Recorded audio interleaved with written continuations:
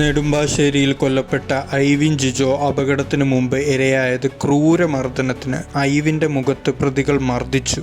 മർദ്ദനത്തിൽ മൂക്കിൻ്റെ പാലം തകർന്നു. ശരീരത്തിൽ പലയിടത്തും മർദ്ദനമേറ്റ പാടുകളുണ്ടായിരുന്നു. ഐവിൻ്റെ കയ്യിലും ദേഹത്തുമെല്ലാം ഗുരുതര പരിക്കുകളുണ്ട്. ക്രൂരമായി മർദ്ദിച്ച ശേഷമാണ് കൊലപാതകമെന്നാണ് സൂചന. വാഹനം തട്ടിയതുമായി ബന്ധപ്പെട്ട തർക്കമാണ് ക്രൂര കൊലപാതകത്തിൽ കലാശിച്ചത്. തുറവൂർ സ്വദേശിയാണ് ഐവിൻ ജിജോ. കൊലപ്പെടുത്തിയ CISF ഉദ്യോഗസ്ഥരായ SI വിനയ്കുമാർ, കോൺസ്റ്റബിൾ മോഹൻ എന്നിവരുടെ അറസ്റ്റ് രേഖപ്പെടുത്തി. ഐവിൻ ജിജോയെ കാറിൻ്റെ ബോണറ്റിൽ ഇടിച്ചിട്ട് പ്രതികൾ യാത്ര ചെയ്തത് 1 കിലോമീറ്ററോളം.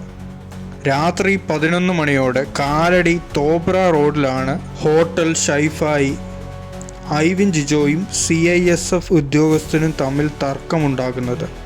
ഇതിനിടയിലാണ് ഉദ്യോഗസ്ഥർ ഐവിനെ കാർ ഇടിപ്പിച്ചത്.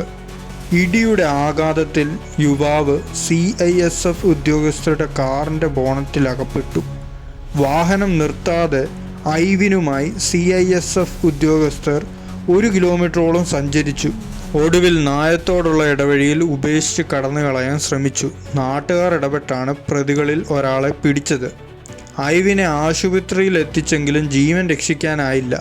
പ്രതികളുമായി തർക്കിക്കുന്ന വീഡിയോ ഐവിൻ സ്വന്തം മൊബൈലിൽ പകർത്തിയിരുന്നതായി പോലീസ് വ്യക്തമാക്കി. പ്രതികൾക്കെതിരെ കൊലക്കുറ്റം ചുമത്തിയാണ് കേസ് എടുത്തിരിക്കുന്നത്.